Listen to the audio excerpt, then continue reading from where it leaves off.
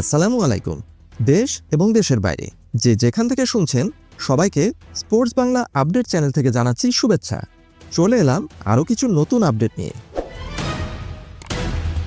বার্সেলোনার ডিফেন্সের সমস্যা সমাধানে sporting director decor master plan কি তাহলে ভেস্তে যাচ্ছে? বার্সেলোনা বর্তমানে এক অদ্ভুত পরিস্থিতির মধ্য দিয়ে যাচ্ছে। সর্বশেষ খবর হচ্ছে মার্ক গুয়েহি বার্সেলোনাতে নাও আসতে পারেন। একদিকে বার্সেলোনা লা লিগায় অপ্রতিরোধ্য গতিতে এগিয়ে চলেছে, অন্যদিকে ইনজুরি তাদের রক্ষণভাগকে এক ভঙ্গুর অবস্থায় নিয়ে ঠেকিয়েছে। এই সংকট মোকাবেলায় বার্সেলোনা ক্লাবের ভেতরে যেসব আলোচনা চলছে সেগুলো নিয়েই আজকের বিশ্লেষণ। মার্ক গুয়েহি অধ্যায়ের কি সমাপ্তি ঘটেছে? ইংলিশ ডিফেন্ডার মার্ক গুয়েহি ছিলেন স্পোর্টিং ডিরেক্টর ডেকোর একটি আইডিয়াল টার্গেট, কারণ এই সিজন শেষে মার্ক গুয়েহি ফ্রি এজেন্ট হয়ে যেতেন।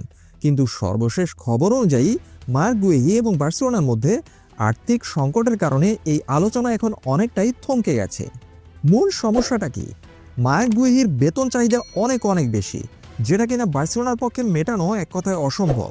লিভারপুল এবং বায়ার্ন মিউনিখ মার্ক গুয়েহিকে বড় অঙ্কের অফার দিতে প্রস্তুত হয়ে বসে আছে, যা বার্সেলোনার পক্ষে এই মুহূর্তে সম্ভব নয়। এর ফলাফল কি হতে পারে? মার্ক গুয়েহি হয়তো জানুয়ারিতেই অন্য কোনো ক্লাবের সাথে চুক্তি করে ফেলবেন, আর আর্থিক সংকটের কারণে বার্সেলোনাকে মার্ক গুয়েহির সামনে থেকে পিছিয়ে আসতে হবে। অর্থাৎ তাকে পাওয়ার আশা বার্সেলোনাকে প্রায় ছেড়েই দিতে হচ্ছে।